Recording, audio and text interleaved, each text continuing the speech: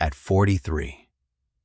Clara Whitmore came home to bury her mother with a shaky job, a rising rent bill, a failed marriage behind her, and one quiet hope she was almost ashamed to admit that after a lifetime of watching her older brother Daniel become the child who stayed, the child who mattered, the child everyone assumed would inherit everything, maybe her mother had finally left something that proved Clara still belonged there too. Instead, the lawyer read the will and handed Daniel the Whitmore house, the stone home where they had grown up, along with its garage and surrounding grounds. Clara got only one thing: an overgrown, walled garden behind the house, choked with weeds, filled with dying fruit trees, and surrounded by stones that looked ready to collapse. Daniel stared at her inheritance and almost laughed. He even offered to buy the useless patch from her so she could return to Pittsburgh and forget about it. Clara nearly agreed. But before leaving, she walked into the garden one last time and opened a sealed envelope her mother had ordered the lawyer to give her only after she had seen what she inherited. Inside was an old photograph of the garden wall. On the back, in her mother's handwriting, were 7 words. The wall was never the property boundary. Clara thought it had to be a mistake until she pulled away the ivy from one corner of the wall and found an old survey mark carved into the stone. A second marker stood beyond the garden across Daniel's driveway, and when Clara finally followed the line those markers created, she realized it didn't surround the little garden at all. It ran straight toward the house her brother had just inherited. What her mother had really left her, and why she had hidden the truth until after her death, would force Clara to question everything her family had believed about that property for generations. But before we go back to the day Clara returned home, tell me in the comments where you're listening from and what time it is where you are right now. I always love seeing how far these stories travel and knowing whether you're starting your morning with us, listening late at night, or somewhere in between. Wherever you are, I hope you have a wonderful day ahead.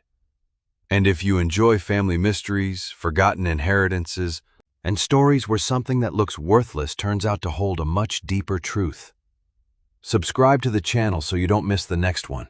Now, let's go back to Bellwether. Because when Clara arrived for her mother's funeral, she still believed her brother had inherited everything. Clara Whitmore had not driven through Bellwether in almost 2 years. Yet she still knew exactly where the road would bend before the old church and where the pavement would dip beside Miller's Creek. Some places waited for you, without forgiving you for leaving. By the time Whitmore House appeared beyond the bare maples, the funeral was already over, and Clara's black dress felt too tight around her ribs. She parked beside Daniel's truck and remained behind the wheel for several seconds. The stone house looked almost unchanged. The same dark shutters framed the upstairs windows. The same chimney leaned slightly east. Only the garden wall behind the house showed its age openly, gray stones disappearing beneath ivy and winter-browned vines. Her mother had spent 37 years caring for what lay behind that wall. Now Margaret Whitmore was buried 3 miles away. "You coming in?" Daniel called from the porch. At 48, her brother had acquired their father's heavy shoulders and their mother's habit of hiding impatience behind politeness. The lawyer's waiting. Clara took her bag from the passenger seat. "I'm coming." Daniel held the door, but did not hug her. They had already performed their awkward embrace at the funeral. Inside, the house smelled faintly of furniture polish and the cinnamon tea Margaret used to make. Clara nearly stopped in the hallway when she saw her mother's gardening shoes beneath the coat rack. Dried mud still caught around the soles. Daniel noticed where she was looking. "I haven't sorted anything yet." "You don't have to explain. I wasn't." That was how conversations between them worked now. Every sentence carried the weight of another sentence neither wanted to say. The family attorney, Mr. Halpern, waited at the dining table with 2 folders. The formalities were shorter than Clara expected. A few personal items went to relatives and charities. Then Halpern adjusted his glasses. The dwelling commonly known as Whitmore House, together with the garage and the surrounding grounds as legally described in the estate documents, passes to Daniel Robert Whitmore. Daniel lowered his eyes, but Clara saw his shoulders relax. She had known this was likely. Daniel had stayed in Bellwether. He had taken their mother to appointments and handled repairs, while Clara built a life in Pittsburgh. Still, hearing it aloud hurt more than she expected. Whitmore House had apparently always been waiting for Daniel. Halpern turned a page. To Clara Ann Whitmore. Margaret leaves the property identified in the will as Eleanor's garden, together with all rights legally attached thereto. Clara blinked. The garden? Yes. Daniel looked toward the back windows. The walled garden. Halpern nodded. For a moment, nobody spoke. Clara almost laughed herself, though there was nothing funny about it. Daniel had inherited the stone house, garage, and grounds. She had inherited the neglected patch behind the crumbling wall. Mom stopped maintaining it last year, Daniel said. After her hip got worse. I know. The greenhouse has broken panes. One apple tree came down in spring. Clara looked at him. Thank you for the inventory. Daniel exhaled. I'm just telling you what condition it's in. Halpern slid the documents toward her. The phrase bothered Clara more than the garden itself. Eleanor's garden. Her mother had always called it simply the garden. Who's Eleanor? She asked. Halpern glanced at the will. I'm afraid Margaret didn't explain that to me. Daniel gave a small shrug. Probably some old family name.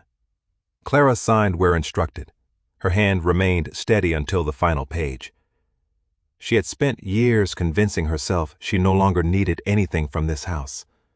Her marriage had ended 6 years ago.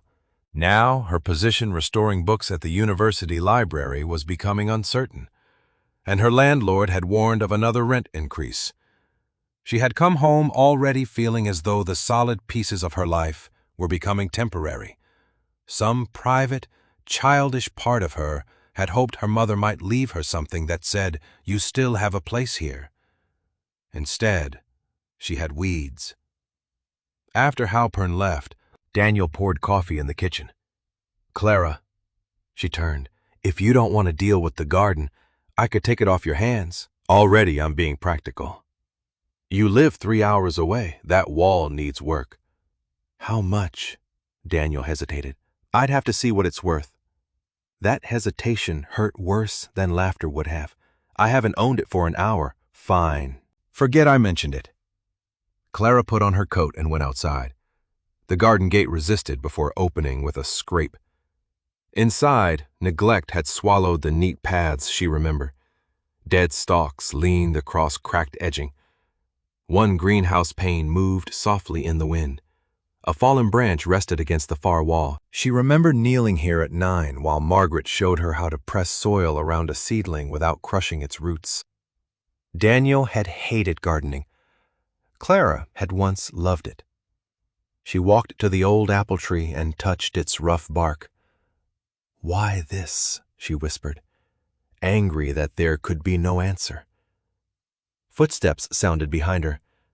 Halpern stood at the gate, slightly breathless. I'm glad I caught you. He held a cream envelope.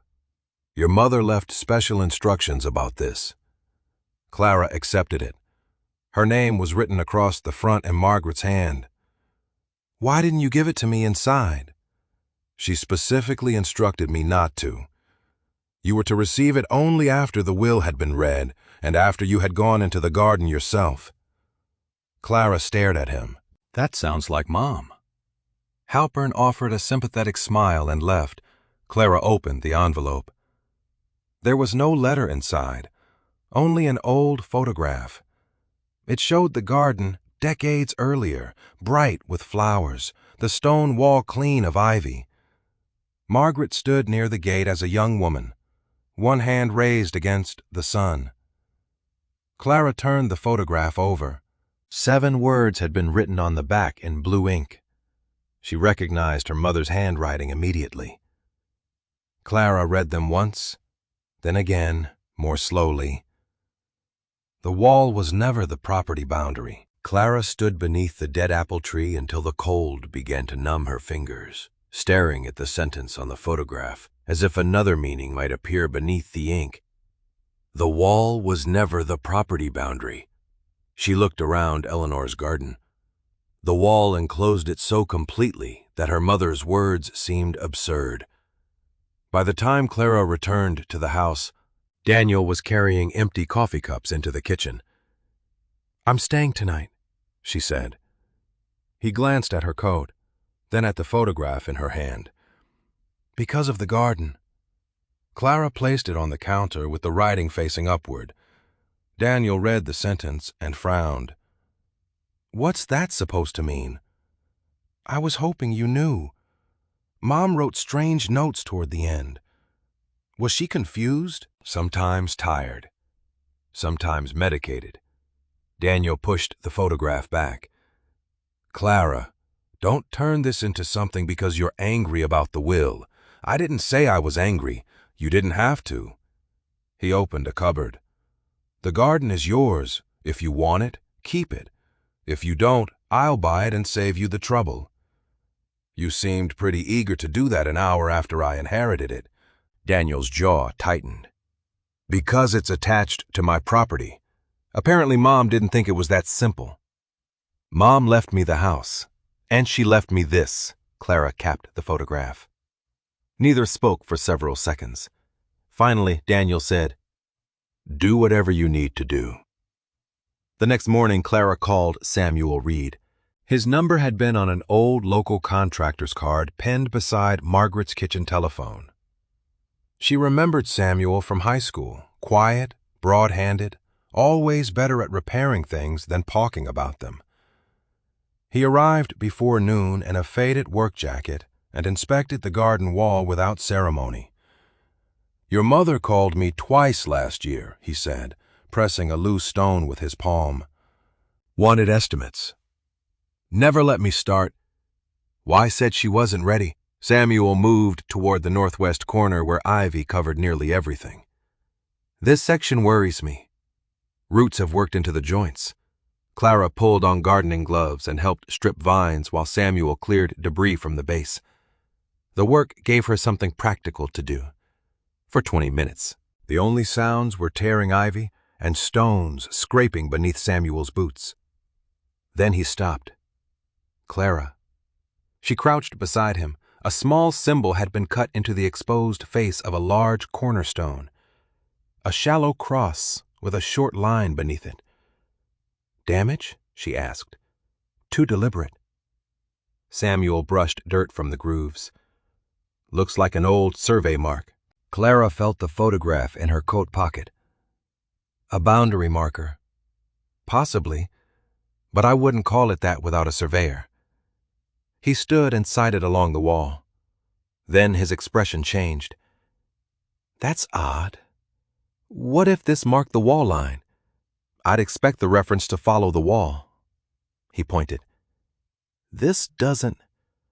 The mark appeared oriented inward, toward the lawn and driveway beyond the garden, rather than along the stones enclosing it. Clara stepped through the gate and tried to follow the direction with her eyes. Could it just be crooked? Could be. Old marks get reused, stones get moved. That one hasn't moved. Daniel's voice came from behind them.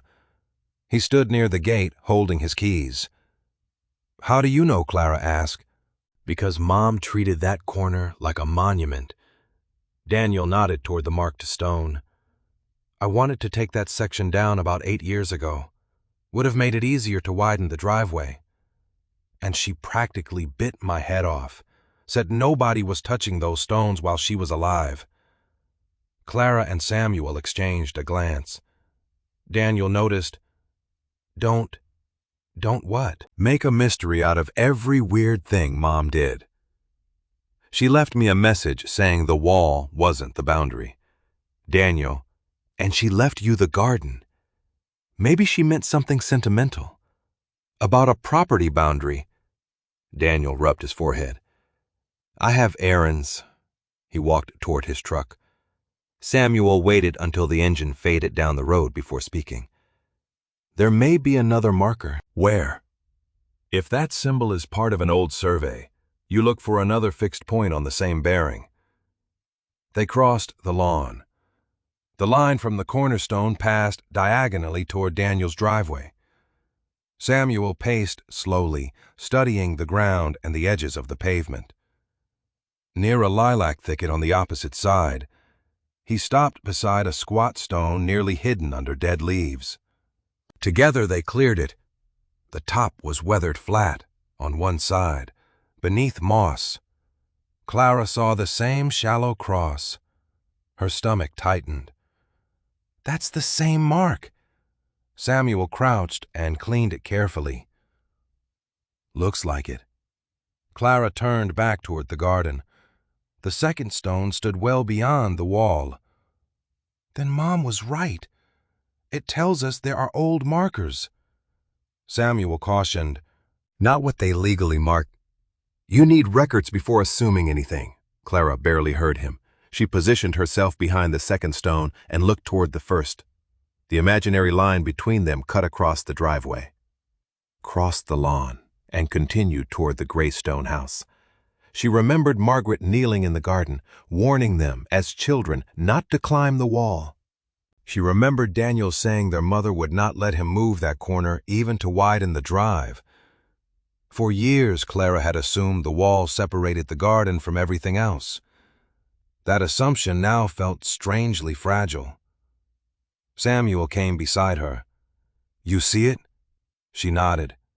If the stones had once marked a property line, they did not describe the little rectangle she had inherited. They pointed somewhere else entirely. Clara followed their alignment until her eyes reached Whitmore House. The line ran straight toward the home Daniel had inherited. The Bellwether County Courthouse opened at 8:30, and Clara was waiting on its granite steps before the clerk unlocked the records office. She had slept badly in her old bedroom, waking twice with the same image in her mind. 2 marked stones and an invisible line cutting across Daniel's driveway toward Whitmore House. Samuel's warning stayed with her. Old markers proved nothing by themselves. She needed records.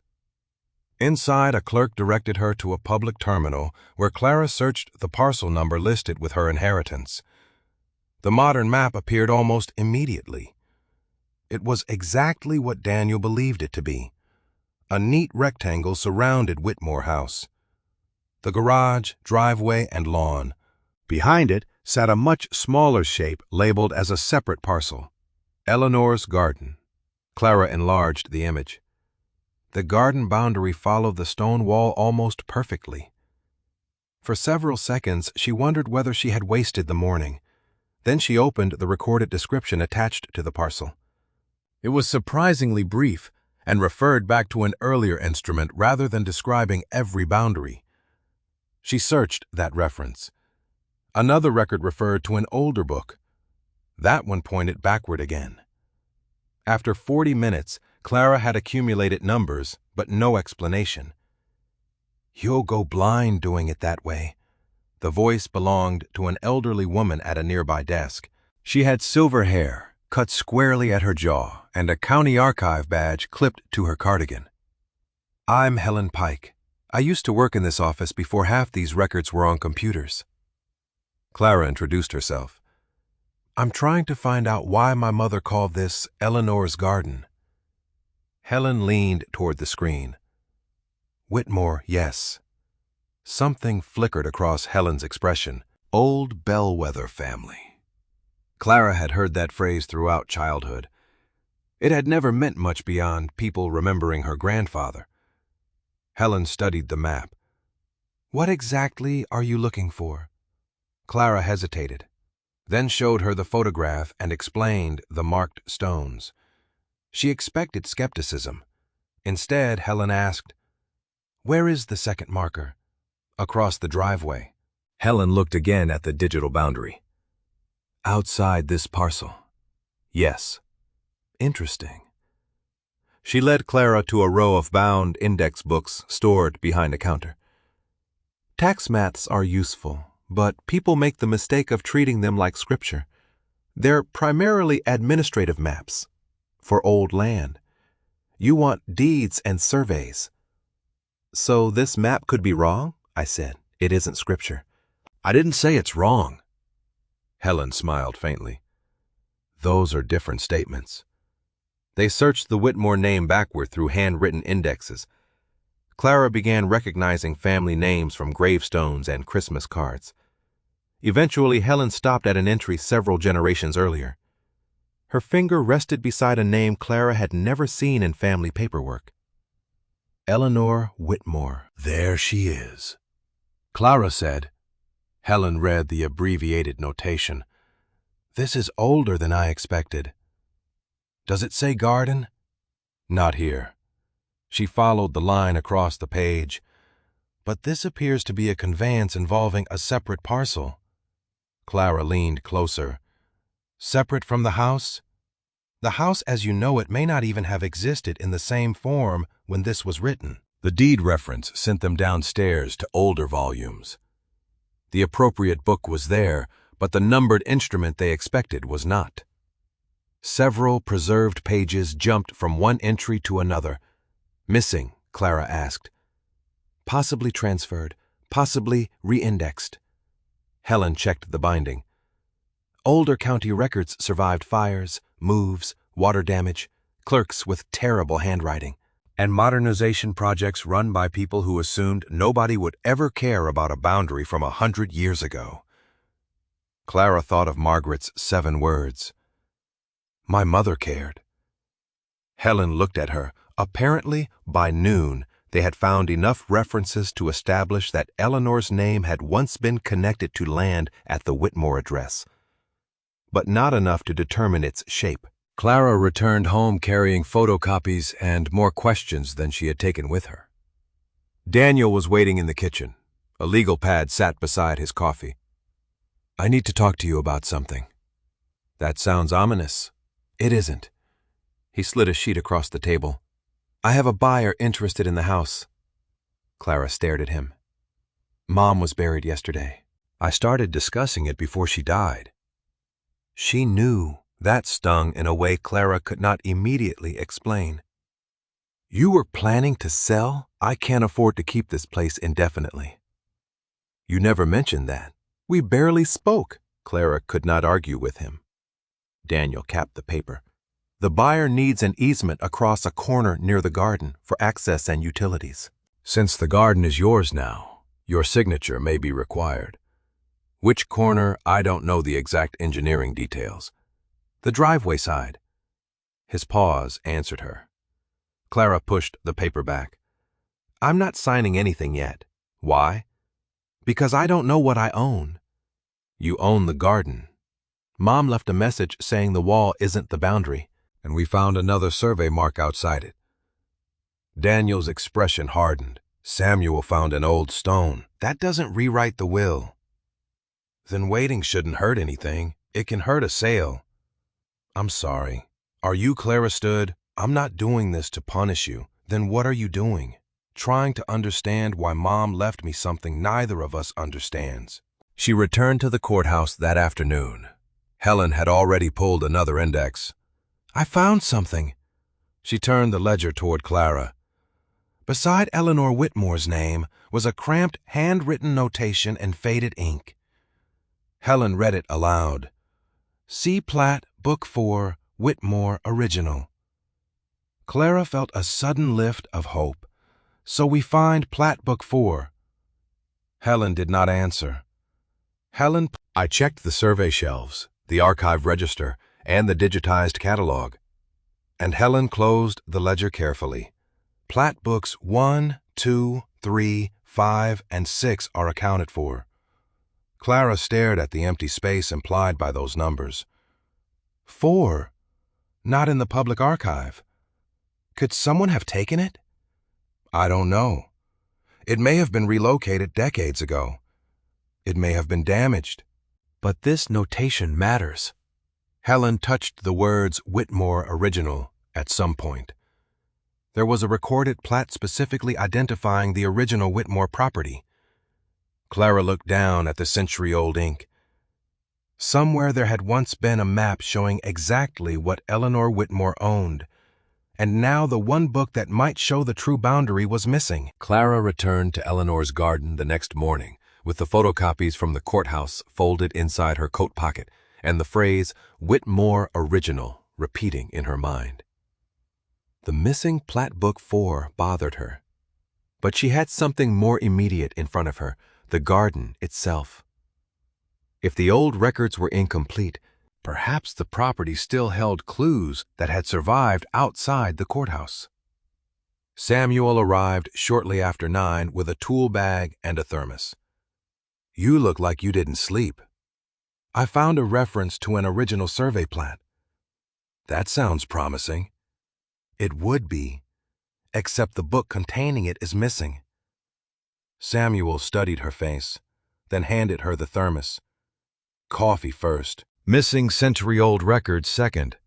Clara almost smiled. It was the first moment since the funeral that did not feel sharpened by grief or Daniel's resentment. They began along the eastern wall, where Samuel wanted to check loose stones before deciding what repairs could safely wait. The ivy was thickest there. Clara pulled vines away while Samuel inspected the mortar. Near the far end, he stopped in front of a section that looked slightly different from the rest. 2 upright stones formed narrow pillars beneath the vegetation. "Was there a gate here?" he asked. Clara stepped closer. "No." Then memory corrected her. "Maybe. I don't know." They cleared more growth. Rusted iron hinges appeared beneath the ivy. Between the pillars, the opening had been filled with smaller stones decades ago. Samuel scraped moss from one hinge. Definitely a gate. Clara looked beyond the wall. There was nothing there now except brush, uneven ground, and a line of young trees. Why build a gate facing nowhere? Maybe it didn't face nowhere when it was built. The answer sent Clara back to the house. She searched the boxes Daniel had stacked in the front parlor, careful not to disturb anything unnecessarily. Her mother kept photographs in labeled envelopes, though half the labels had faded. Clara found one marked Garden Old. Inside was snapshots of vegetables, flowering borders, Margaret in sun hats, Clara and Daniel as children holding dirty carrots. Near the bottom was a much older black and white photograph. The garden wall was visible, but the sealed eastern opening was still a working gate. Beyond it ran a narrow dirt lane. Clara carried the photograph outside. Samuel compared it with the blocked gate. "There's your nowhere. Where did the road go? Could have been abandoned when the property changed. Roads disappear all the time." Clara stared at the image. The lane ran away from the garden at an angle, not toward the modern driveway. If this garden was just part of the backyard, why would it have its own gate to a separate road? Samuel did not speculate. "We follow what's still there." They pushed through the brush beyond the wall.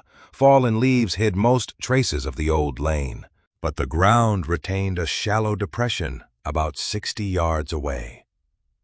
Samuel stopped beside a stone partly sunk into the earth. It was taller than the marker near Daniel's driveway and almost completely covered by moss. Clara knelt and brushed it clean with her glove. Near the top was the same shallow cross she had seen on the other stones. Another one. Samuel crouched beside her. "Looks that way." Clara turned toward the garden. 3 marked stones now existed in places that made no sense if the wall itself was the property boundary.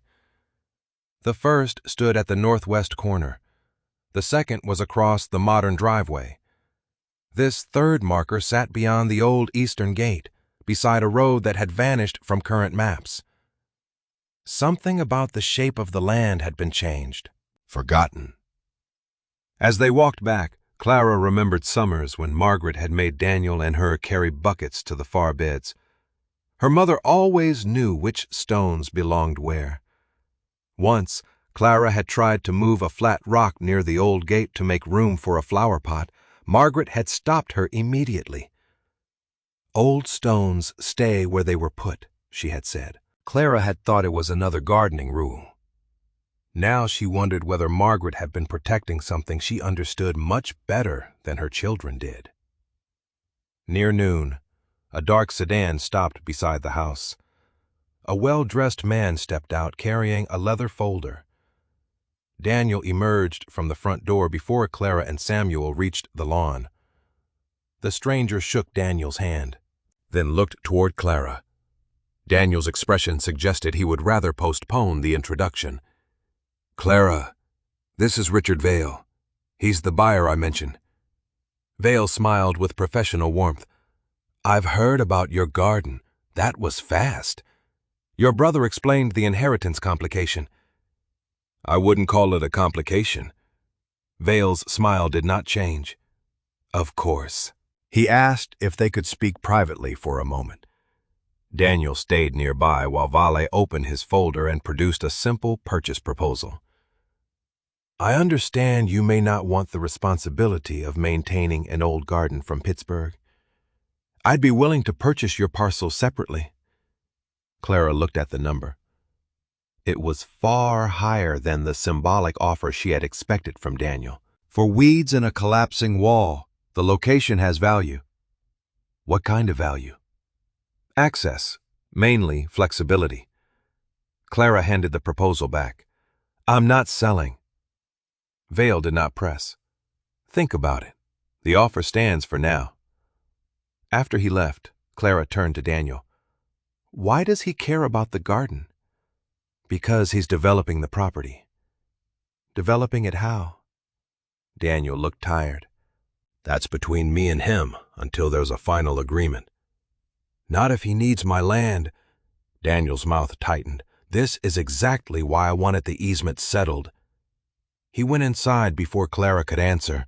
Later, Samuel returned to work while Clara sat at Margaret's old kitchen table with the photocopies from the courthouse. Daniel had left a folder on the counter. She did not open it, but a rolled plan protruded from the top with Richard Vale's company name printed along the edge.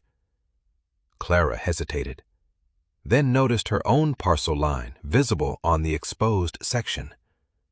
The document had already been shown to her indirectly through the easement request, and curiosity won. She unrolled only enough to see the site layout. Vale intended to divide part of the property for new residences. A proposed access route followed the existing driveway, then widened behind the house. Clara traced it with one finger. The route crossed exactly where Samuel had found the second marked stone. She carried the plan outside and stood beside the driveway. From the first survey mark at the garden wall to the second marker across the pavement, the invisible line cut directly through the route Vale needed. The blocked eastern gate and third stone suggested the older parcel had once related to an entirely different access road. Clara looked back at Whitmore House, then down at Vale's proposed plan. Daniel was preparing to sell rights across land everyone assumed belonged to him. But if her mother's warning was literal, and if the old stones marked what Clara increasingly suspected they marked, the driveway itself might not be Daniel's to sell. Clara found Daniel in the garage the next morning, sorting tools into 2 cardboard boxes. He had already removed several shelves from the wall, leaving pale rectangles in the dust. "You're packing?" she asked. "Getting ahead of it? Vale hasn't bought the house yet." Daniel placed a wrench in one box. "No. And right now he probably won't." Clara knew immediately what he meant. "Because I wouldn't sign. Because nobody buys a development property with an unresolved access question." "Then help me resolve it." Daniel laughed once without humor. "You mean help you prove that the driveway I've used for 40 years somehow belongs to your garden?" "I don't know what belongs to me. That's the problem." "The county map knows." Mom disagreed. Daniel dropped another tool harder than necessary. "Mom is dead. Clara, she doesn't have to deal with what happens next. The words silenced them both. Daniel looked away first. Clara noticed unopened envelopes on the workbench. One carried a red notice across the front. "Is that why you need the sale?" Daniel's face changed. You said you couldn't afford to keep the house." That's my business. It becomes my business when you need my signature to sell it. He shut the garage door halfway, cutting the cold wind. "You want to know? Fine. Mom needed help, more than you knew." Clara stiffened. "I called, you called. I drove her to physical therapy. I sat in emergency rooms. I paid contractors when the roof leaked because she refused to touch her savings. I reduced my hours because somebody had to be here. You never asked me to come. I shouldn't have had to." Clara felt the old accusation land exactly where it always did. "And whenever I did come, you made it clear this was your territory. Because you came for weekends. Then you went back to Pittsburgh. What was I supposed to do?" Daniel, "Quit my job because you decided staying made you the good child. I didn't decide anything. I stayed. And you've been keeping score ever since." Daniel stared at her. For an instant, he looked less angry than exhausted. "I borrowed money," he said finally, "against what I expected to receive. I thought I could clear it when the house sold." Clara's anger loosened slightly.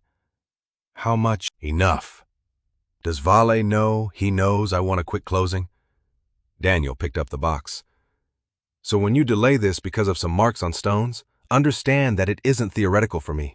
And when you ask me to sign away rights I don't understand that isn't theoretical for me either."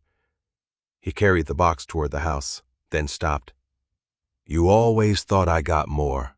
Clara said nothing. "Maybe I did, but being the one who stays has a price too." He left before she could answer. Clara remained in the garage, unexpectedly ashamed of how simple she had allowed Daniel to become in her mind. The favored son, the heir, the one who got the house. It was easier than imagining the years she had not witnessed their mother struggling to walk. Daniel sitting beside hospital beds, bills accumulating while Clara returned to her own apartment and work. Yet his sacrifices did not erase hers. She had spent half her life feeling that leaving Bellwether was not merely a choice, but the role assigned to her. Daniel belonged here. Clara was expected to manage elsewhere. She walked into Eleanor's garden because she needed distance from him. Samuel had covered the weakest section of wall with a temporary brace, and the old greenhouse stood gray beneath the morning sky. Clara entered carefully. Broken panes had allowed leaves and rain inside. Margaret's workbench remained against the back wall, crowded with empty clay pots and rusted hand tools. Clara began clearing it, mostly because she could not bear to sit still. She stacked pots, swept glass into a bucket, and opened drawers swollen from damp. The work brought back small memories. Margaret teaching her to sharpen pruning shears. Margaret saving string because gardeners waste nothing. Margaret writing plant names on wooden labels in the same blue ink she had used on the photograph. Clara stopped when she found an old green metal toolbox beneath the bench. She remembered it from childhood. Margaret had kept seed packets and small tools inside. The latch resisted, then snapped open. There were pruning gloves, twine, a folding knife, and several packets of tomato seeds, years past their planting dates. Clara lifted the removable tray. Something rattled beneath it. The bottom looked deeper than it should. She pressed the thin liner and felt it flex. Carefully, she pried up one corner with the folding knife. Underneath lay a small brass key and a folded paper. The paper was a receipt. Across the top was printed Bellwether Historical Society. Clara wiped dirt from her fingers before unfolding it fully. Margaret Whitmore had deposited archival materials there 3 months before her death. The description was brief. Whitmore Family Papers Restricted Deposit. Clara read it twice. Her mother had been ill by then. Walking from the kitchen to the garden had exhausted her.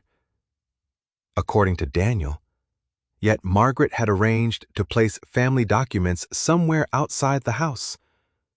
Clara turned the receipt over. Nothing was written on the back.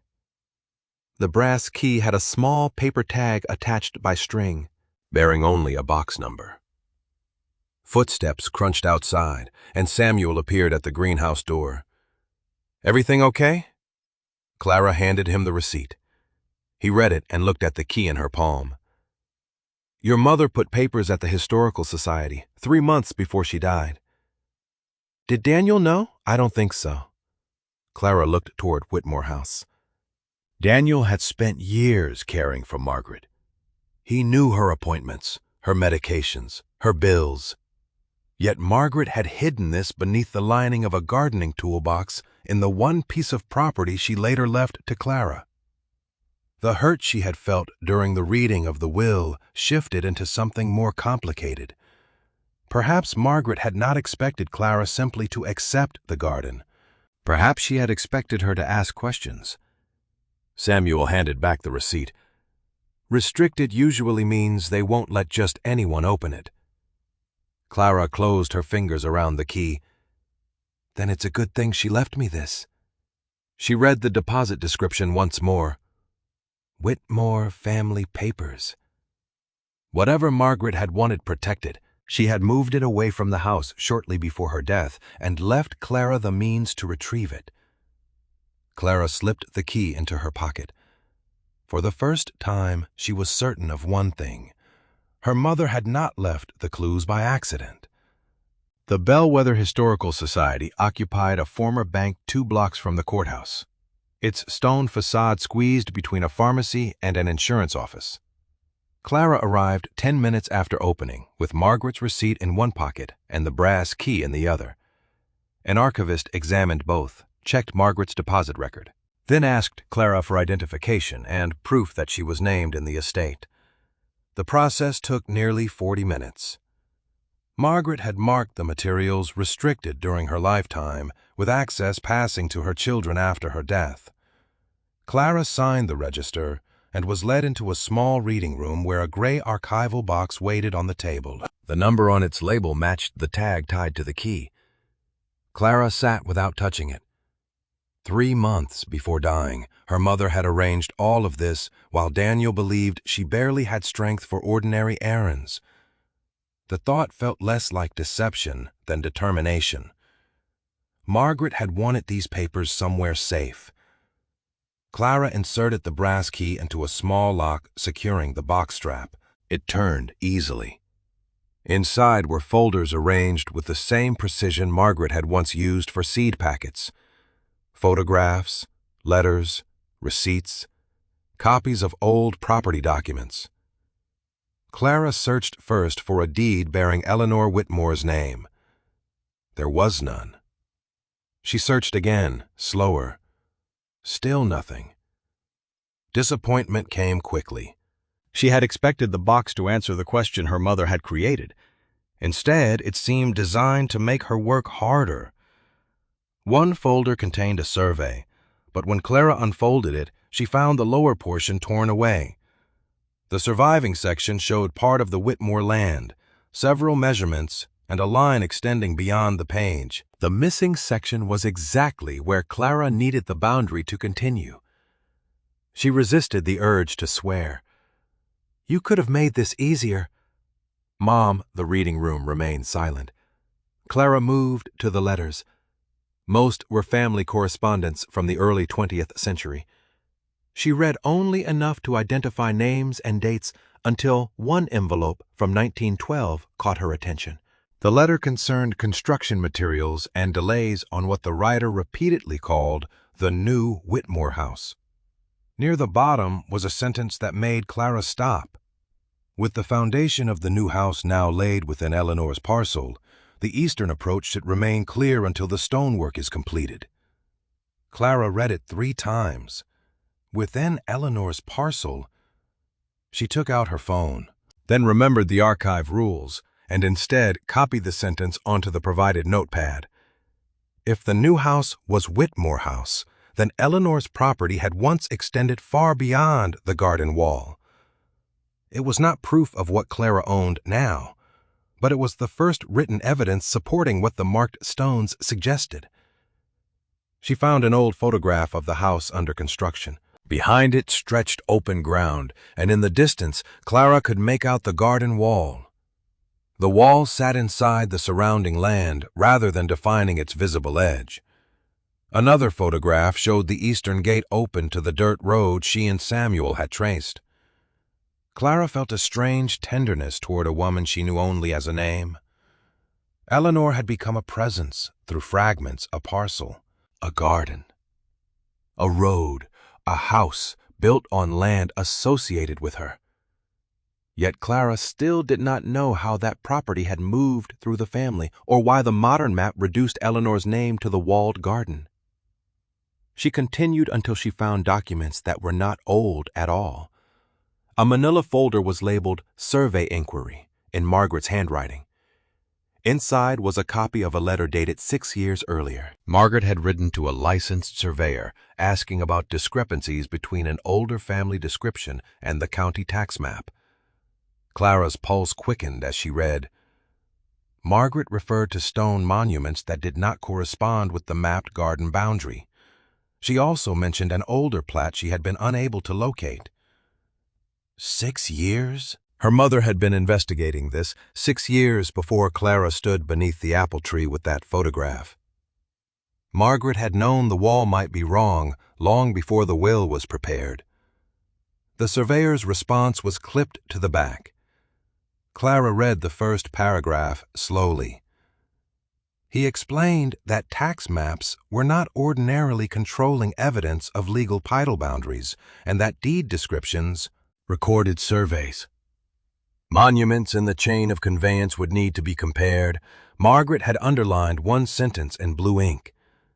A tax map error does not by itself change a deed boundary. Beneath it, she had underlined another. To establish the original Whitmore configuration with confidence, you will need the original plat. Clara leaned back. Plat, Book 4, Whitmore Original. The missing record at the courthouse was not simply something Helen had discovered by chance. Margaret had been searching for it too. Clara turned to the damaged survey again.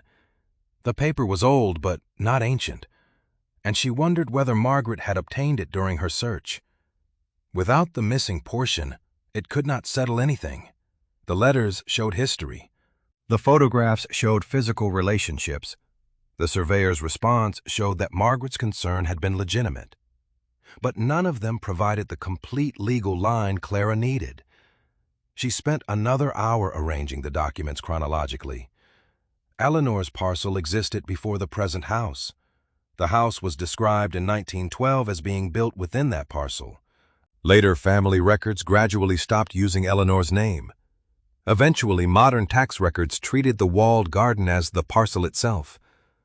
Somewhere between those points, something had changed or had merely been recorded as though it had. Clara copied the relevant references and carefully returned each document to its folder. When she left the Historical Society, Samuel was waiting across the street beside his truck. He had been picking up masonry supplies nearby and had offered her a ride back. "You found something," he said when he saw her face. "Not the deed." She climbed into the passenger seat. "And not the complete survey," but Clara showed him her notes. "There's a letter from 1912 saying the house was built within Eleanor's parcel." Samuel read the sentence. "That's significant. It's also not enough, no." She appreciated that he did not pretend otherwise. Mom contacted a surveyor 6 years ago. She knew the tax map might be wrong. She knew about the stone markers. She was looking for the same plat Helen and I are looking for now. Samuel handed the notes back. So the message on the photograph wasn't a last-minute thought. No. Clara looked through the windshield toward the courthouse clock tower. Until that moment, some part of her had wondered whether Daniel might be right, whether grief had encouraged her to build meaning around an eccentric note from a sick woman. That possibility was gone. Margaret had spent years asking the same question. She had gathered photographs, letters, surveys, and correspondence, then protected them outside the house. Clara unfolded her copy of the surveyor's response one final time. Margaret's blue underline seemed almost like a voice reaching across 6 years. A tax map error does not, by itself, change a deed boundary. And directly beneath it was the instruction on which everything now depended. You will need the original plat. Clara hired a surveyor the next morning.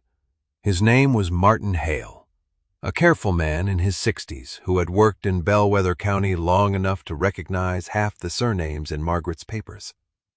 Clara met him beside the garden gate with copies of the modern parcel map, the 1912 letter, the surveyor correspondence Margaret had saved, and the locations of the 3 marked stones. Martin listened without interrupting, then looked toward Whitmore House. I can reconstruct a preliminary line from old descriptions and surviving monuments, he said, but without the original plat. I won't call anything final. I understand. And if the records conflict, the conflict itself matters. Clara nodded. She had learned enough in the past few days to stop hoping for a single dramatic answer.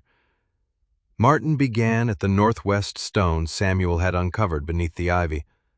He measured from there to the marker across the driveway, then continued toward the 3rd stone beyond the blocked eastern gate. By late morning, bright survey flags had appeared in places Clara had never imagined belonging to the garden parcel.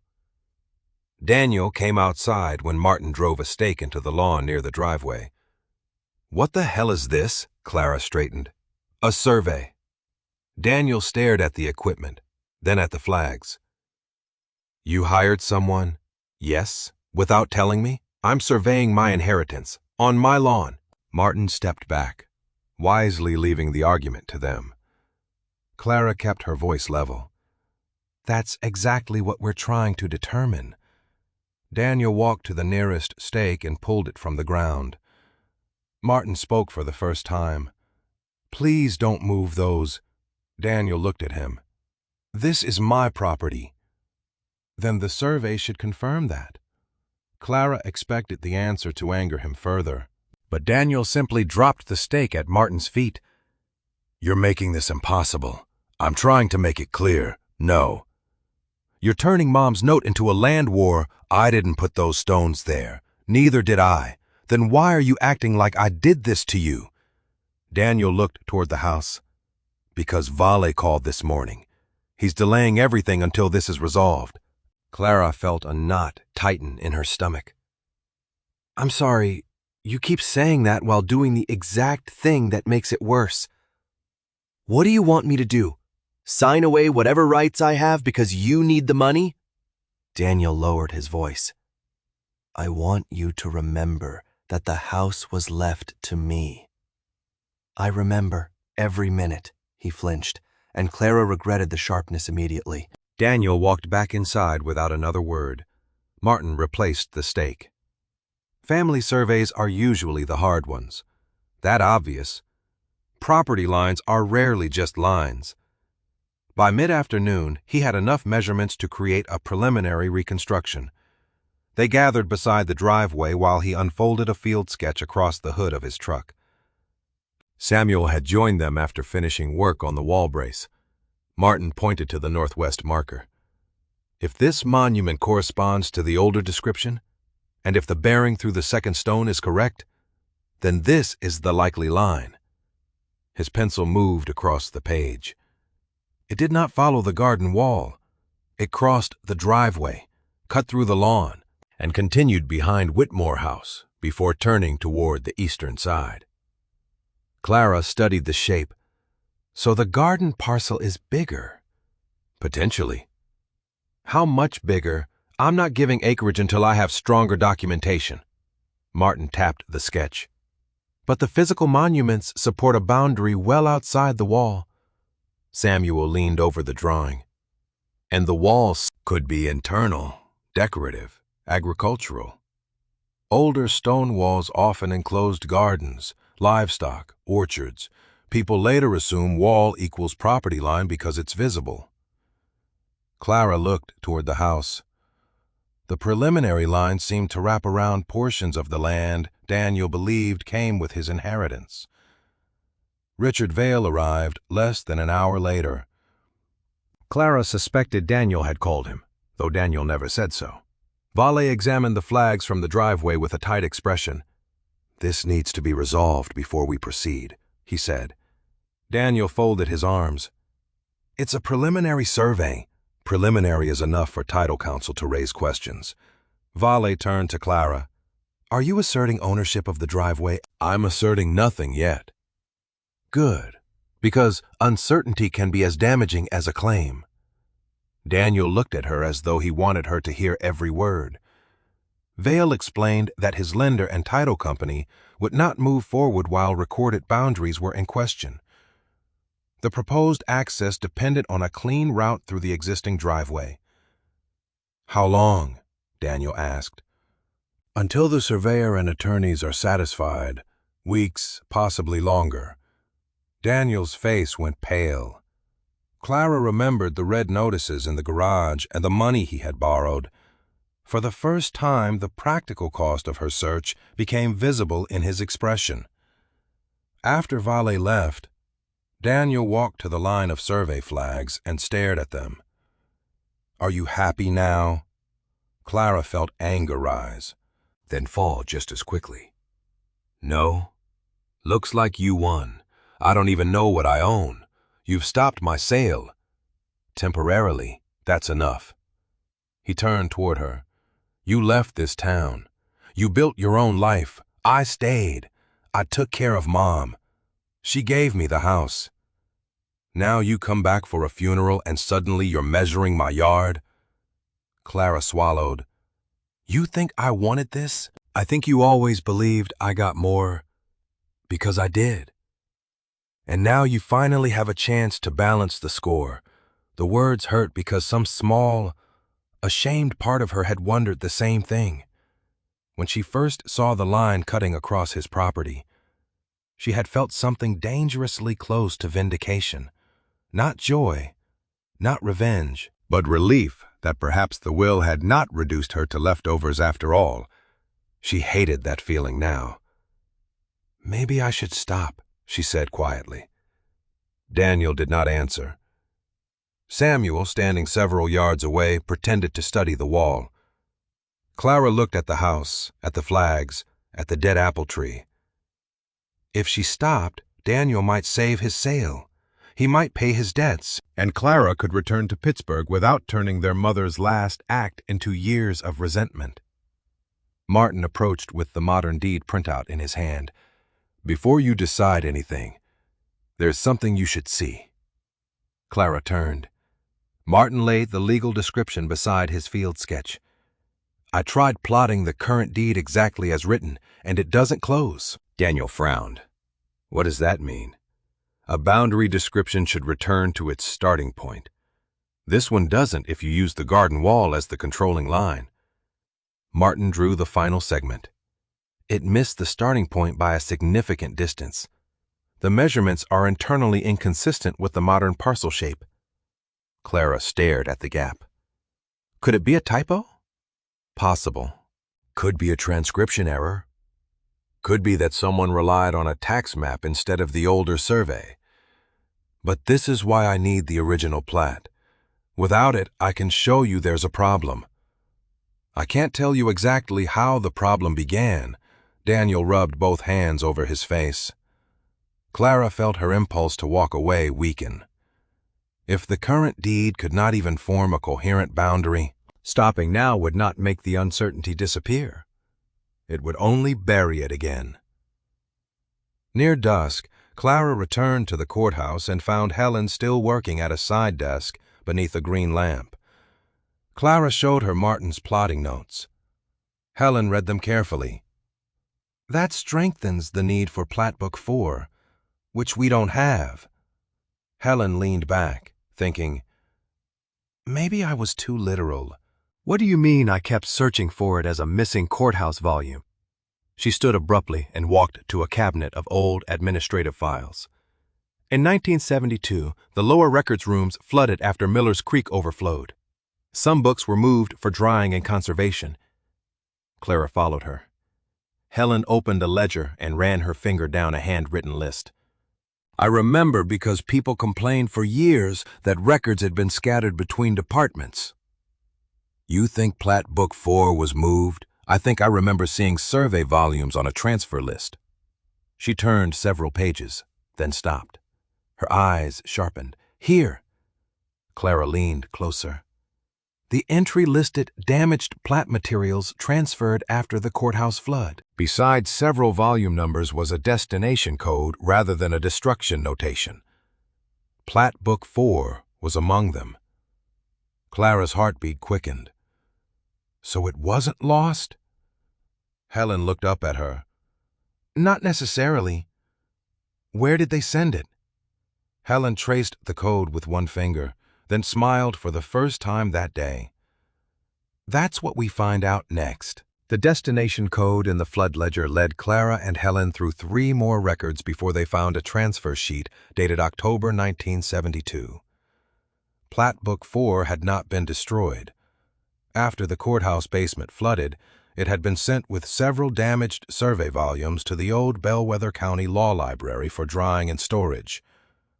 Does that library still exist? Clara asked. Technically, Helen said, though hardly anyone uses the old collection.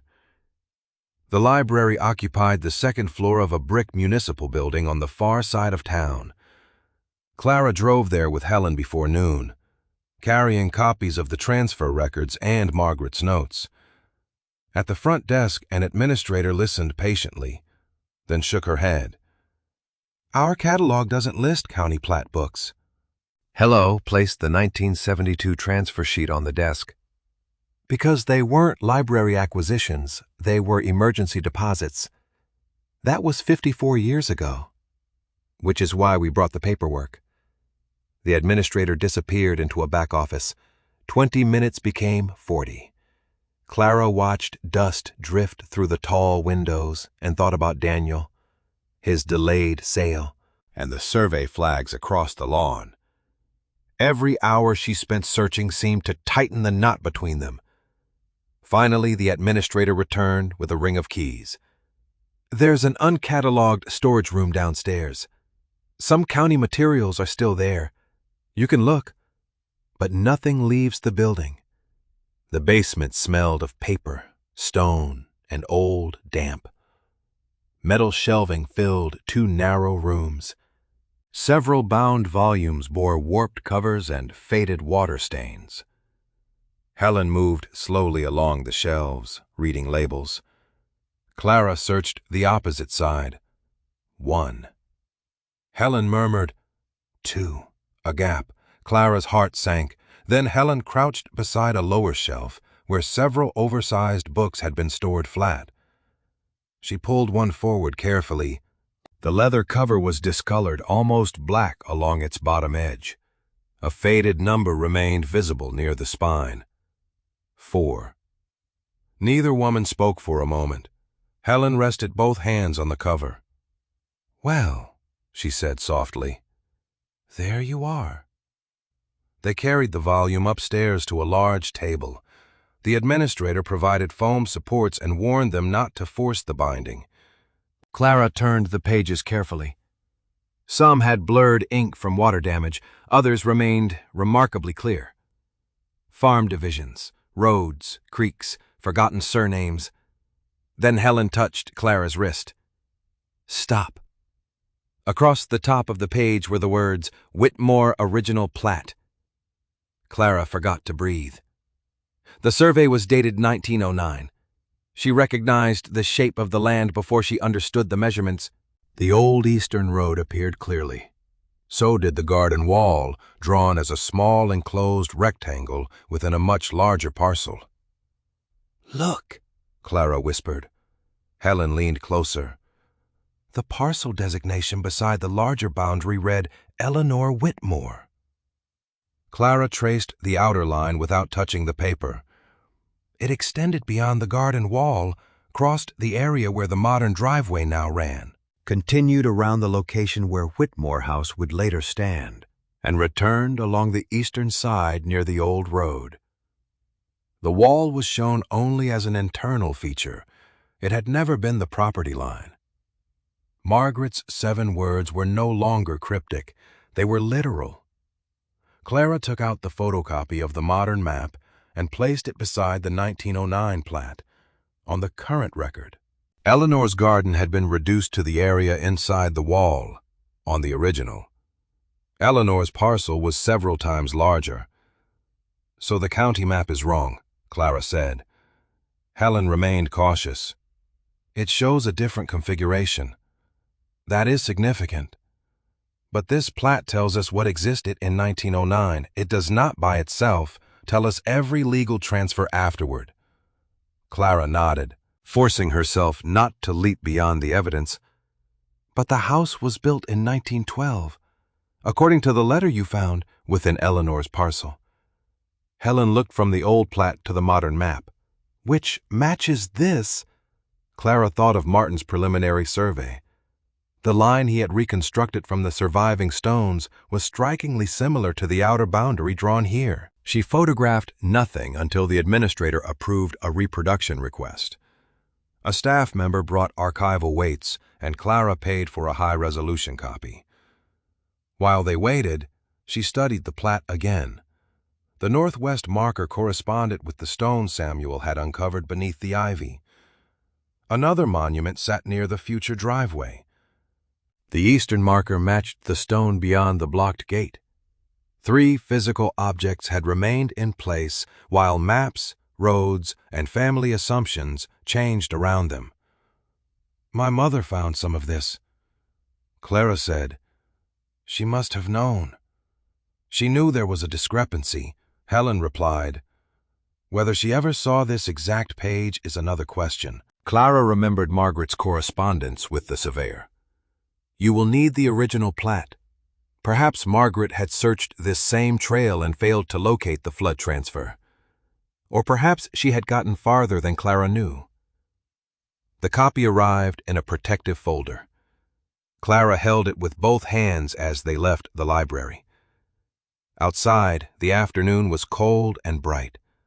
For the first time since the will was read, she possessed something stronger than a handwritten message, a memory, or a stone marker. She had a recorded map. She called Martin from the sidewalk and described what they had found. "Bring me the reproduction," he said. "If the monuments correspond to the bearings, we can compare it against my field measurements." "Does this prove the garden parcel includes the driveway?" "It proves the 1909 parcel did." "Don't skip the next question." Clara already knew what he meant. "Whether it stayed that way legally?" "Exactly. Back at Whitmore House, Daniel's truck was gone." Clara was relieved. She was not ready to tell him until she understood what the plat actually meant for the inheritance. She spread the reproduction across Margaret's kitchen table and placed the modern parcel map beside it. The contrast was almost absurd. On one point, Clara owned a rectangle of weeds behind a wall. On the other point, Eleanor Whitmore's name sat inside a broad tract surrounding the future site of the house. Clara examined every notation: distances, bearings, road references, survey monuments. Near the lower edge, written in smaller script, was a reference she had initially overlooked, a deed book number followed by an instrument number. She copied it onto her notepad. Then she froze. She had seen those numbers before. Clara pulled Margaret's photograph from her coat pocket. The image had softened slightly at the corners from being handled so often. On the back were the 7 blue words that had begun everything. Beneath them, near the bottom edge, were tiny faded figures Clara had assumed were part of an old processing notation. She held the photograph beside the plat. The numbers matched. Not approximately, exactly. Clara sat down slowly. Margaret had written or preserved the deed reference on the same photograph she had instructed Halpern to give Clara after she entered the garden. The message had told Clara the wall was wrong. The numbers had been there all along, pointing toward the document that could explain what happened after the 1909 survey. The original plat had answered one question. Eleanor's garden had once extended far beyond the wall. But it created the question that now mattered most. Did Eleanor's legal interest in that larger parcel survive through the Whitmore family long enough for Margaret to leave it to Clara? Clara looked at the deed reference again. The answer was no longer somewhere in a missing map. Her mother had placed the next trail in Clara's hands on the very first day. Clara began with the deed reference written on the original plat and repeated in tiny numbers on the back of Margaret's photograph. By 9 that morning, she was back at the courthouse with Helen, pulling older deed books from storage, one volume at a time. The first instrument named Eleanor Whitmore, the next referred to the same parcel by meets and bounds instead of by the garden wall. Another transfer past interests within the family without redrawing the property at all. The language changed over the decades, but one thing remained stubbornly consistent. Clara could not find any recorded instrument that legally carved the Whitmore house lot out of Eleanor's original parcel along the wall. "There should be something," Clara said, scanning another index. "If the house property was separated, there should be a deed showing where—" "Exactly," Helen replied.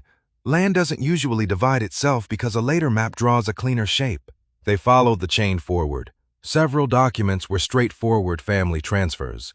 Others referenced prior deeds rather than restating boundaries. Then, decades later, the descriptions became less precise. A tax parcel number appeared. Later still, the county map showed the walled garden as though it were the old parcel itself. Clara felt the pattern forming before she fully trusted it. The wall had become visually convenient. Somewhere along the way, convenience had hardened into assumption. Helen refused to call it proof. "You need an attorney who works with title," she said.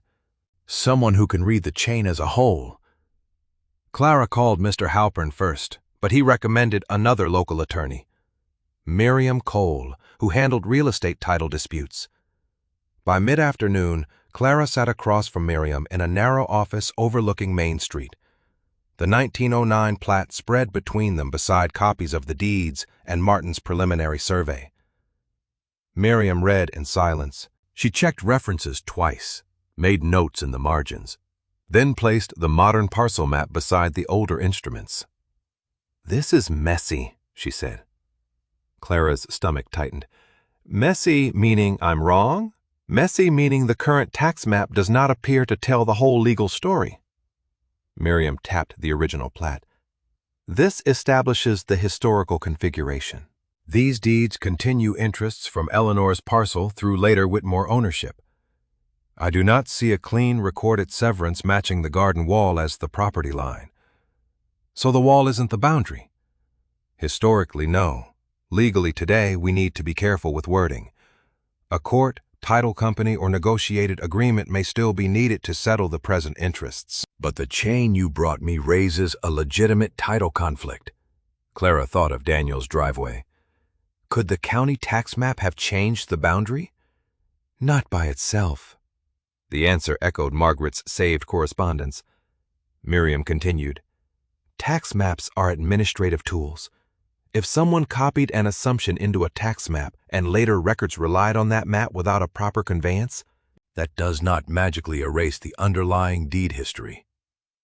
Clara looked down at Margaret's will, and this phrase, she pointed to the line she had nearly ignored on the first day.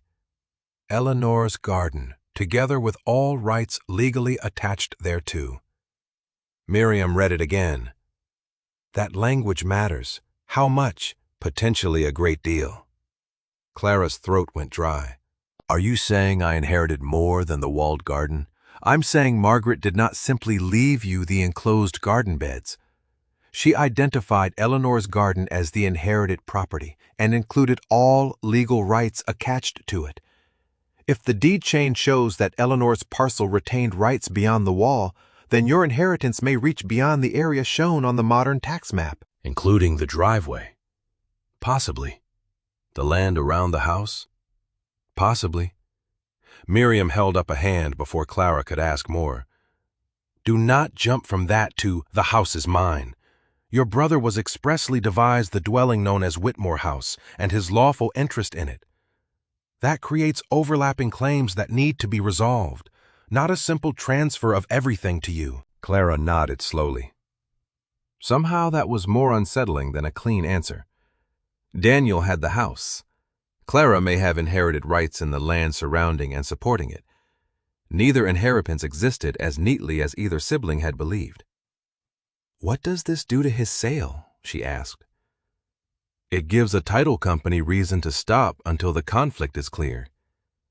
And if I refused to cooperate? Miriam studied her. You would have significant leverage. The word landed heavily. How significant?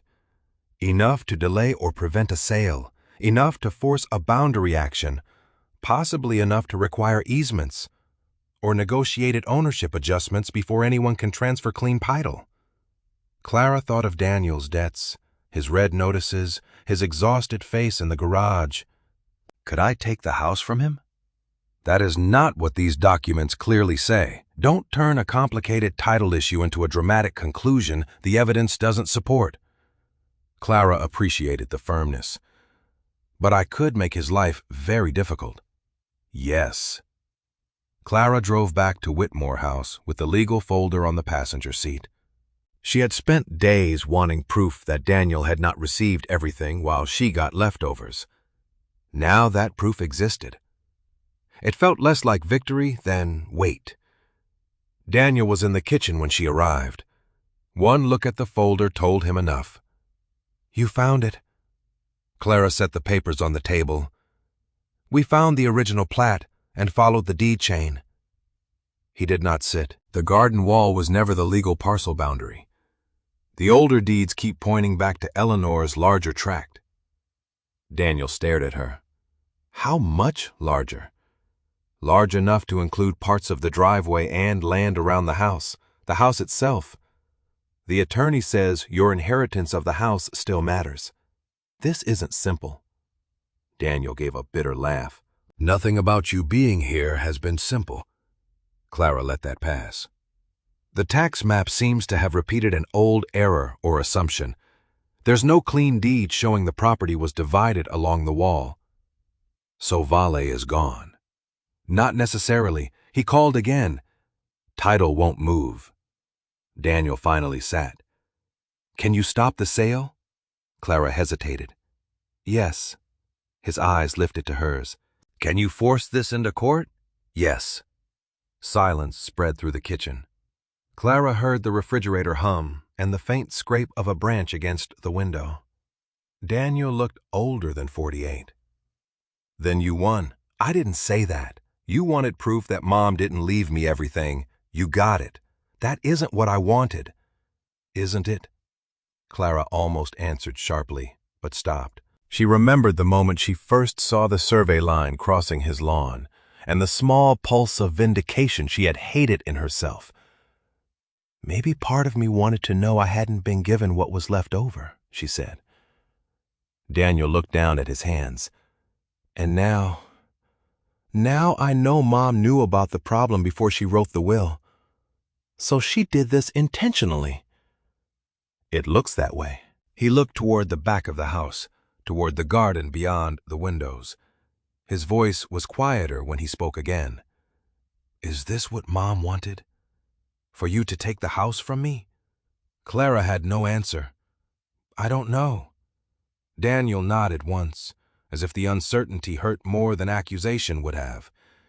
He left the kitchen without another word. Clara carried the folder outside. Samuel was in the greenhouse, reinforcing one leg of Margaret's old wooden gardening table, which had begun to split near the base. Bad day? He asked. Complicated day. She summarized what Miriam had said while he worked. Samuel listened, then pushed the table slightly away from the wall to reach the back support. The movement produced a faint wooden click. He paused. What was that? Clara stepped closer. Samuel ran his hand beneath the rear edge of the tabletop. There's a panel here, A drawer. Not exactly. He pressed against a narrow strip of wood.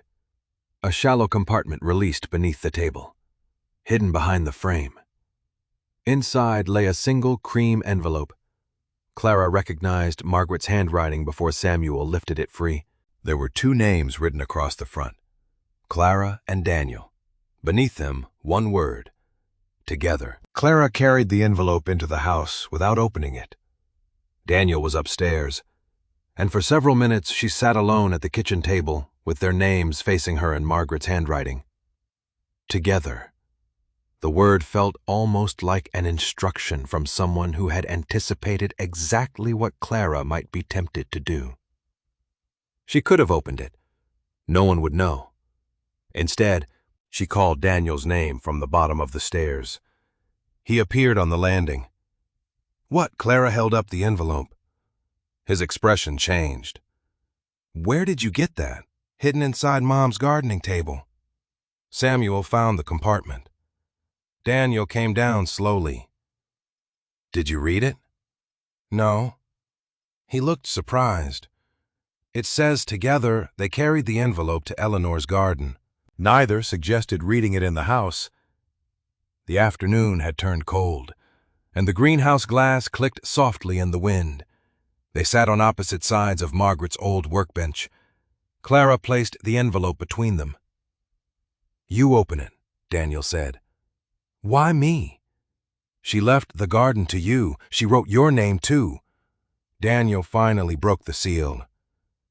Inside were 3 handwritten pages. Margaret's writing was less steady than on the photograph, but unmistakable. Daniel read the first sentence aloud. "If you are reading this together, then at least one thing has gone as I hoped." He stopped. Clara almost smiled, but the feeling disappeared when he continued. Margaret wrote that she had discovered the discrepancy in the Whitmore property records while reviewing the estate years earlier. The modern tax map treated the garden wall as a boundary, but older descriptions and stone monuments suggested otherwise. She had spent years trying to understand how the mistake occurred. "So she knew?" Daniel said, "Yes." His jaw tightened. "And she still wrote the will that way?" Clara took the second page when his voice faltered. Margaret's letter moved away from land records and into something harder.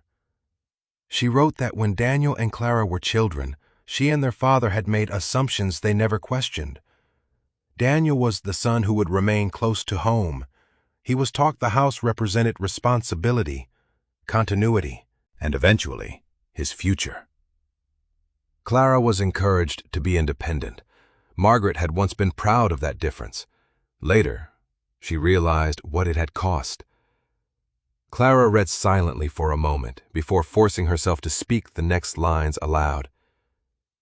"We praised you, Clara, for needing less, and then used that praise as permission to give you less room to need anything at all." Clara stopped. The garden blurred. Daniel stared at the tabletop. She had spent years trying to explain that feeling to herself without sounding ungrateful.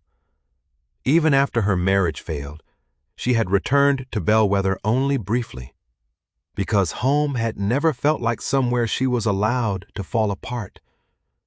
Margaret had seen it. Too late, perhaps, but she had seen it. "Keep going," Daniel said quietly. Margaret did not excuse Clara's absence during her final years. Nor did she blame Daniel for staying. She wrote about his sacrifices with painful specificity. The appointments, repairs, interrupted work, sleepless nights, and ordinary burdens no one outside the house noticed. Daniel turned his face away. She knew about the money, Clara asked. Some of it. "Why didn't she tell me?" "Why didn't you ask?" The words came out sharp, but Daniel immediately shook his head. "Sorry." Clara folded one hand over the letter. "I should have asked more. I should have told you more." It was not forgiveness, but it was the first time either of them had admitted responsibility without attaching an accusation. Clara continued reading. Margaret explained that by the time she understood the property problem, simply dividing the estate differently would not repair what had happened between them. Leaving everything to Daniel would repeat the old assumption. Leaving the disputed land entirely to Clara without acknowledging Daniel's years of care would create a different injustice. So she had chosen language carefully. Daniel would receive the dwelling known as Whitmore House and his lawful interest in it. Clara would receive Eleanor's garden, together with all rights legally attached thereto. She knew this could stop me from selling. Daniel said, "She must have, then why not just tell us, Clara?" Looked at the letter. Margaret answered on the next lines. She had feared that if she announced a solution while alive, they would each argue through her rather than speak honestly to one another. Daniel would defend the house. Clara would retreat rather than fight. Margaret knew both patterns because she had helped create them. Daniel gave a small, bitter laugh. That sounds like her. It sounds like us. Clara reached the final page. Margaret wrote that the records would determine the legal truth. But the legal truth was not the decision she most cared about. She could not choose what Daniel and Clara would become after she was gone.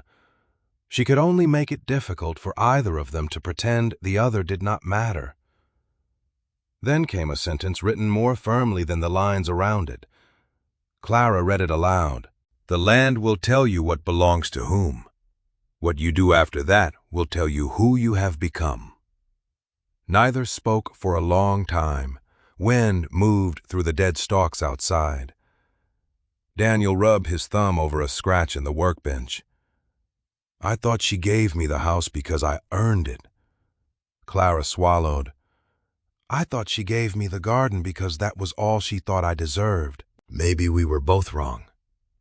Clara looked at him. "Maybe." Daniel picked up the first page again. "You know what makes me angry? What she could have said? Some of this while she was alive. Would we have listened?" He considered that and gave no answer. Clara returned to the last paragraph. There were only a few lines remaining. Margaret wrote that records could be misplaced, copied incorrectly, or misunderstood.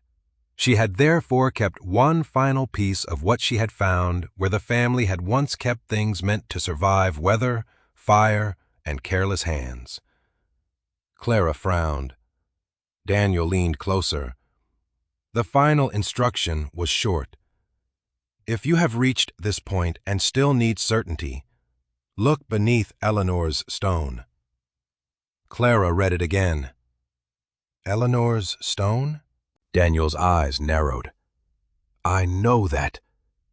From where he stood so quickly, the bench shifted. The flat stone near the old apple tree. Clara's memory surfaced at the same moment, a broad, weathered slab, half hidden by time when they were children. Its face carved with a name neither of them had ever thought to question. Eleanor. They had stepped across it hundreds of times. Margaret had planted flowers around it every spring and had never allowed either child to move it. Clara folded the letter carefully. Outside the greenhouse, the dead apple tree stood against the fading sky. Daniel looked toward it, then back at Clara.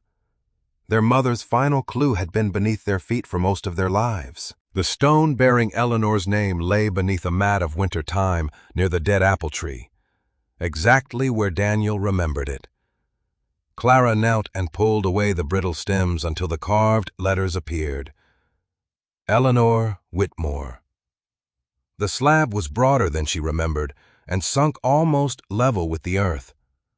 Samuel arrived with pry bars and a lifting strap after Daniel called him, and the three of them worked in silence for nearly half an hour. The ground was hard from cold, and roots had grown around the stone's edges.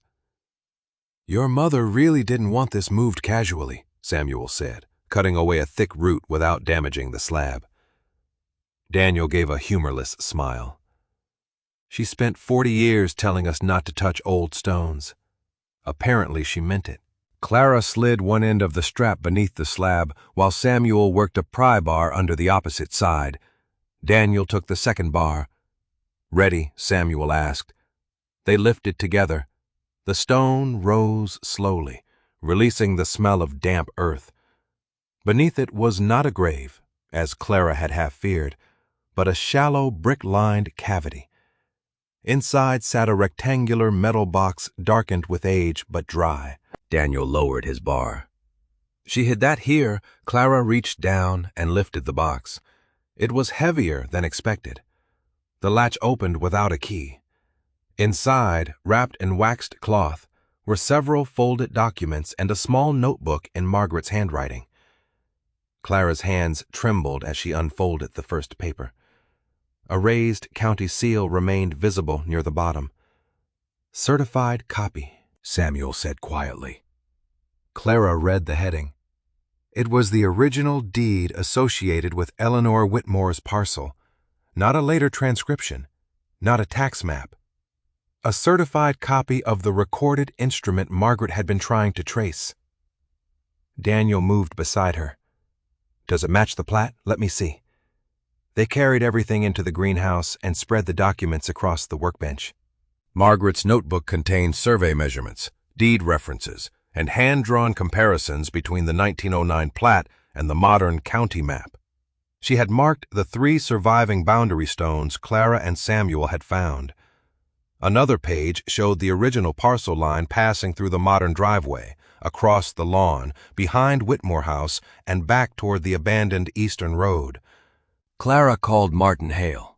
He arrived that afternoon with his field notes and the reproduction of Plat Book 4. For nearly an hour, he compared the certified deed, Margaret's measurements, his preliminary survey, and the surviving monuments. No one interrupted him. Finally, Martin placed his pencil down. "This completes the picture." Daniel folded his arms. "Meaning," Martin turned the original plat toward them. "The true historic boundary is the outer line shown here. The garden wall was an internal enclosure. It never defined the parcel." Clara felt the words settle through her. She had known the answer in pieces for days, but hearing it stated plainly was different. Martin continued, "The deed description corresponds with the monuments we located. The northwest stone, the marker across the driveway, and the eastern stone all fit. Margaret's notes are consistent with the same configuration." Daniel pointed toward the house on Martin's modern overlay. "And that the dwelling is physically located within land described by the older Eleanor parcel." Daniel's face tightened. Clara looked at Martin. "But the will gives Daniel the house." "Yes, that distinction matters." Martin was careful. "I'm not your attorney, but from a surveying standpoint, the land interests and the dwelling interest do not fit neatly into the modern tax parcels. You need the legal documents interpreted together." Miriam Cole joined them by phone later that afternoon, after Clara sent scanned copies of the certified deed and Margaret's notes. Her conclusion was cautious but clear. Daniel's devise of Whitmore House remained valid. Clara's devise of Eleanor's garden, with all legally attached rights, also appeared to carry genuine interests beyond the stone wall. The result was not that Clara suddenly owned Daniel's house.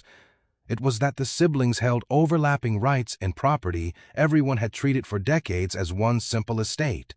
"Neither of you should sign a sale agreement affecting the disputed land without resolving those interests first," Miriam said.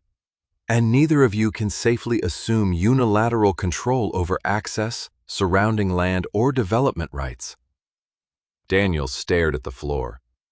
"So I can't sell the house without her," Miriam paused.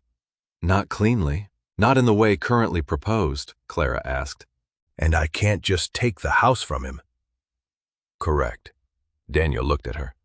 The strange balance of it was almost exactly what Margaret had described. The land had told them what belonged to whom, and the answer forced both of them into the same room. Richard Vale arrived before sunset. Daniel had called him because there was no point delaying the conversation. Vale stood in the kitchen while Clara, Daniel, and Miriam's printed summary lay between them. He read the relevant pages without visible surprise. "This complicates the development," he said. It complicates the property. Clara replied, "The development is secondary." Vale looked at her, then at Daniel. "There is still a straightforward solution." Daniel's shoulders tensed. "Which is?" You both sell. He spoke as though explaining arithmetic. Daniel conveys the house and his interest. Clara conveys whatever rights attached to the Eleanor parcel. I pay each of you separately. Title gets cleared through closing. Everyone walks away. Clara had expected the suggestion, but the number Vale wrote on a legal pad still shocked her. Her portion alone was more money than she had imagined the garden could ever represent. Enough to make Pittsburgh easier. Enough to survive job cuts. Enough to stop worrying about rent for a long time. Daniel saw her reaction. "That's a serious offer," he said. Vale nodded. "Because certainty has value." Clara looked through the kitchen window toward the garden wall. "What happens to the garden?" Vale did not pretend most of it would be removed. The greenhouse removed. The wall parts could possibly be incorporated, but the access plan requires widening. The old trees, they're in poor condition anyway. Clara felt something inside her contract. Vale continued. "Practical rather than cruel. The property works best at several new residences. The existing driveway becomes the primary access. The eastern side gets graded. The garden occupies buildable land." Clara looked down at the offer. Days earlier, she would have said the garden was weeds, broken glass, a dead apple tree, and an inheritance too small to matter. Now she could see Margaret kneeling beside seedlings. Eleanor's name carved into stone. Samuel uncovering the first survey mark. Daniel standing in the garden, reading their mother's letter. She could also see the relief the money might give Daniel. His debts could disappear. The argument could end. Neither of them would need to negotiate anything again. "If we accepted," Clara asked, "you'd clear the wall where necessary. And the old road. It has no practical value." Daniel looked at Vale. "Give us a minute." Vale stepped outside. Clara remained at the table, staring at the figure. "You need this sale," she said. Daniel did not answer immediately. "I need money. This solves that." "Yes, and it solves the title problem." "By selling all of it?" Clara picked up the pen Vale had left beside the offer. She did not know whether she intended to sign or merely feel its weight. The amount was enough to turn grief into something clean and divisible. She thought of Margaret's sentence, "What you do after that will tell you who you have become." "Maybe this is the simplest answer," Clara said. Daniel looked through the window toward Eleanor's garden. His eyes rested on the greenhouse, the opened ground around Eleanor's stone, and the wall he had once wanted to remove to widen the driveway. When he spoke, his voice was quiet. "He'll destroy all of it." Clara said nothing. "Mom protected those stones for years. She hid the deed there. She left you the garden for a reason. You said I was ruining your sale. You were—" Daniel gave a tired breath. "Maybe I was wrong about what mattered." Clara looked at the pen in her hand. Daniel reached across the table and gently pushed Vale's offer away from her. "Don't sign it." Daniel's hand remained on Vale's offer for several seconds before Clara set the pen down. When Vale came back inside, Daniel told him they were not accepting. Vale studied both of them as if expecting one to reconsider. "The offer may not remain at that number." "We understand," Clara said. "And resolving the title yourselves will take legal work." "We understand that too," Daniel said. Vale gathered his papers. He did not argue. At the door, he looked once toward the garden. "If you change your minds, call me." After his car disappeared, the kitchen seemed larger and quieter. Clara turned to Daniel. "You just walked away from the sale you said you needed?" I walked away from that sale. There's a difference. There has to be. He sat at the table and rubbed both hands over his face. I owe more than I told you. Clara waited. Daniel stared at the grain of the tabletop. I cut back work when Mom got worse. Then I borrowed to cover repairs, taxes, some medical things she refused to let me pay from her accounts because she was convinced she needed to keep cash untouched. I thought the house would solve it. How bad? He told her. The number made Clara wince. But it was not impossible. Why didn't you say all of this sooner? Because I was embarrassed. Daniel gave a tired laugh. Because I spent years acting like I was the responsible one. Clara sat across from him. You were responsible. And resentful. Both can be true. He looked at her. I resented you for leaving. I know. Every time Mom asked when you were coming, I thought, why should she get to visit and still be the one Mom misses? Clara absorbed the admission slowly. I thought you didn't want me here. Sometimes I didn't. He looked down. That's the ugly part. Clara surprised herself by nodding. Sometimes I didn't want to come. Daniel looked up. Because of me? Because of all of it? Every time I walked into this house, I felt like a guest in the place where we both grew up. You knew which repair was due, which neighbor had called, which doctor Mom was seeing. You belonged to the machinery of her life. I showed up with flowers and a suitcase. You could have stayed longer, and you could have made room. The old tension entered the room, but this time, neither reached for it as a weapon. Daniel leaned back. I thought Mom loved me more because she trusted me with the house. Clara looked toward the garden window. I thought she loved you more because she expected you to have it. Turns out she mostly made a mess and left us paperwork. Clara laughed before she could stop herself. Daniel did too. Quietly, the sound felt unfamiliar between them. Over the next several weeks, the legal work replaced mystery with decisions. Miriam Cole worked with Martin Hale to reconcile the deed chain, the certified copy beneath Eleanor's stone, the 1909 plat, and the surviving monuments. The true historic boundary was incorporated into a new agreement rather than ignored. Daniel kept Whitmore House and a reasonable area around it, including the yard immediately supporting the dwelling. Clara retained Eleanor's garden, the greenhouse, the open land behind it, and a private access route tied to the old eastern side. Easements were written carefully so Daniel could continue using the existing driveway without either sibling pretending the underlying history had never existed. The agreement took patience. Daniel objected to one access clause. Clara objected to a proposed fence line. Martin returned twice to adjust markers. Miriam sent revisions until the language finally matched what both siblings could live with. The solution did not make either of them richer than the other. That slowly became its greatest virtue.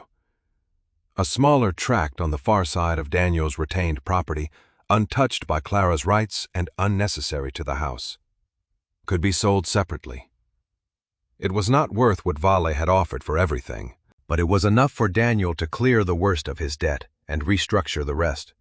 When the sale closed, he came into the garden holding the confirmation letter. I can breathe again, he said. Clara was scraping old paint from the greenhouse frame. Good. I mean it. I know. He folded the letter and put it away. Thank you for not using the boundary against me. Clara rested the scraper on the bench. Thank you for telling me not to sign. Neither called the exchange forgiveness.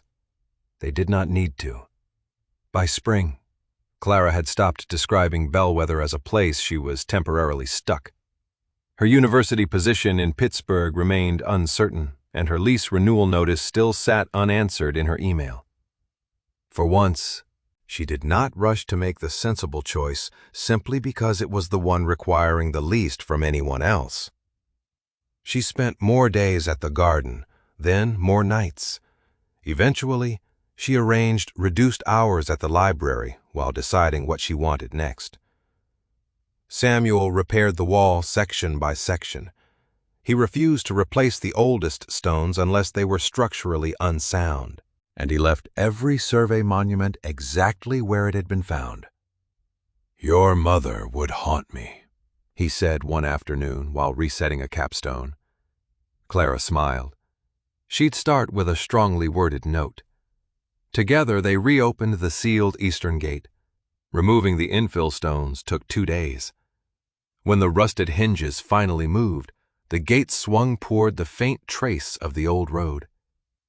Clara stood in the opening, looking along the route that had once seemed to lead nowhere. Under the new agreement, it became her private entrance to the garden and the open land beyond. The old road did not need to become a road again. A gravel path was enough. Daniel helped clear it. Their conversations remained imperfect. Some days they slipped into old habits. He gave advice Clara had not asked for. She withdrew instead of answering. Once they argued for 20 minutes about who had misplaced Margaret's pruning saw before discovering Samuel had borrowed it. But the arguments no longer carried the assumption that only one of them truly belonged. In April, Daniel arrived with a young apple tree in the back of his truck. "The nursery said this variety does well here." Clara looked at the dead tree Margaret had once tended. "You bought a tree? Don't make it emotional. Wouldn't dream of it." They planted it together near the old one, far enough away for its roots to spread. Daniel held the trunk straight while Clara pressed soil around it with both hands. She remembered being 9 years old. Margaret showing her exactly the same motion. "Do not crush the roots. Give them room." When Clara looked up, Daniel was watching her. What she asked? Nothing, but his expression said he remembered too. Samuel finished the greenhouse before summer. Not perfectly. Clara insisted on keeping several old panes whose waviness distorted the light. She repaired Margaret's workbench rather than replacing it, including the hidden compartment beneath the rear edge. Inside, she placed a copy of their mother's letter. The certified deed went into proper archival storage, but Clara framed a reproduction of the 1909 plat and hung it on the greenhouse wall. Beside it, she placed the photograph Halpern had given her on the first day. Margaret, young and sunlit, standing near the garden wall. Visitors sometimes assumed the story was about Clara discovering that her inheritance had secretly been worth more than Daniel's. Clara stopped correcting them immediately. It was an understandable version. Cleaner, too. A woman receives almost nothing, finds an old boundary, and wins. But that was not what Margaret had done. She had not hidden a fortune in the weeds. She had left Clara something more difficult than a prize.